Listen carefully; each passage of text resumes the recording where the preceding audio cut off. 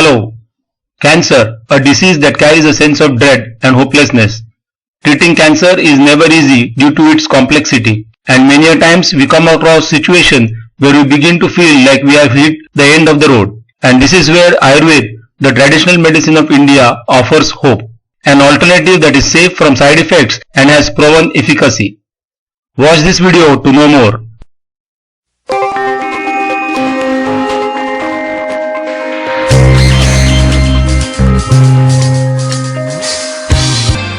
Hello, welcome to Dr. Prashant Sawant's Ayush Sanjeevani Chikitsa.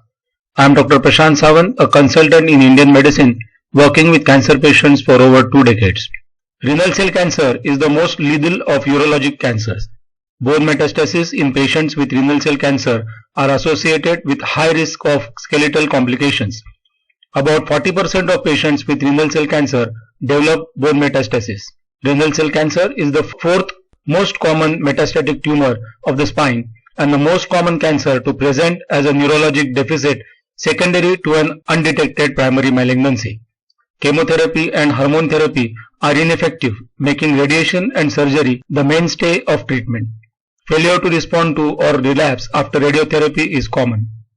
The median survival time with distant metastatic renal cell cancer is around 6 months, and a few cases survive beyond 2 years. The incidence of spontaneous regression of metastatic renal cell cancer is thought to be less than 1% of all cases. It is reported that complete regression is even rarer than partial regression. Now we will study this case of a 41 years old gentleman who had renal cell cancer with bone metastasis. He came to our center on 26th November 2004.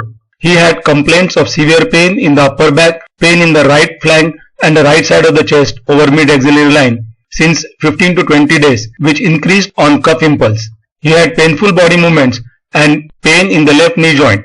He also complained of cough and throat irritation. He is a known case of renal cell cancer with multiple bone metastases. He had pain in both sides of rib cage since December 2001. His physicians advised him some NSAIDs. However, even after 2 months of treatment, the pain persisted. He was then advised bone scan. Bone scan on 21st February 2002 revealed focal lesions on multiple ribs and vertebrae.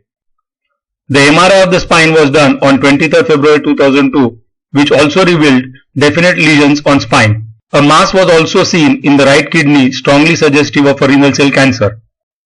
A CT scan of abdomen was done on 26 February 2002, which revealed solid space occupying lesion approximately 4 by 3.9 by 3.5 centimeters involving the right kidney, suggestive of cancer. FNAC of the right kidney was done on 6th March 2002, which confirmed renal cell cancer. Surgery was performed on 11th March 2002 to remove right kidney. The histopathology report also confirmed renal cell cancer. At this stage, his oncologist started conventional treatment consisting of injection interferon thrice a week, injection disodium pamidronate once a month, and injection proleukin once a month for 6 months. Let us now follow up what happened after the conventional treatment. On 8th May 2002, a bone scan was done which showed active lesions on multiple ribs and vertebrae of upper and lower back. These were visualized on the previous study and have remained unchanged. New lesions were also present on 10th rib. On 13th November 2004, a bone scan was done. The images showed increased tracer uptake in D5 to D10 vertebral bodies, multiple skeletal metastases, and there were also fresh lesions in addition to the lesions reported in the earlier studies. 2.5 years after starting the conventional treatment, it was noticed that cancer was still persisting. As the prognosis of the disease, according to modern medicine, was not promising, the patient approached our center for Ayurvedic treatment. He had complaints of severe pain and tenderness or rib cage, more on the right side of the chest. He had cough, he felt very tired. His appetite was markedly decreased. His general condition was fair. He was advised a course of Basti, a Panchakarma procedure in which a multi-ingredient generic formulation is administered as an enema. A multi-ingredient herbomineral formulation containing generic Ayurvedic medicines in a prescribed dosage was also started orally.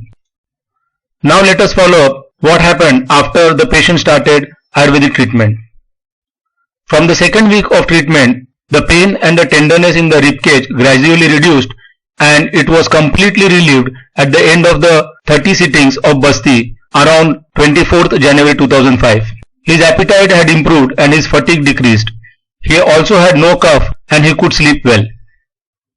On 22nd March 2005, a whole body PET scan was done. There were still multiple skeletal metastases. However, the lesions in the left 7th rib, lumbar vertebra and right tibia were not visualized, suggestive of regression of disease.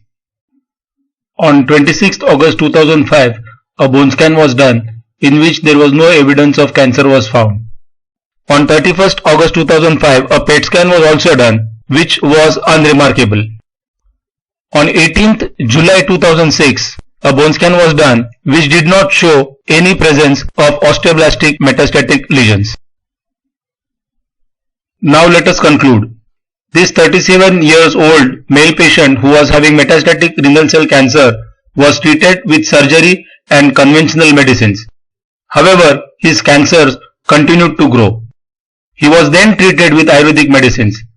After Ayurvedic treatment, his pain was completely resolved within 30 days.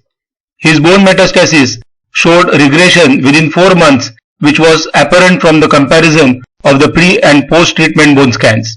The cancer was completely cured as evident from the scans done at regular intervals. The patient is free from disease as on date of publishing this video on 6th August 2016, 12 years after starting Ayurvedic medicine.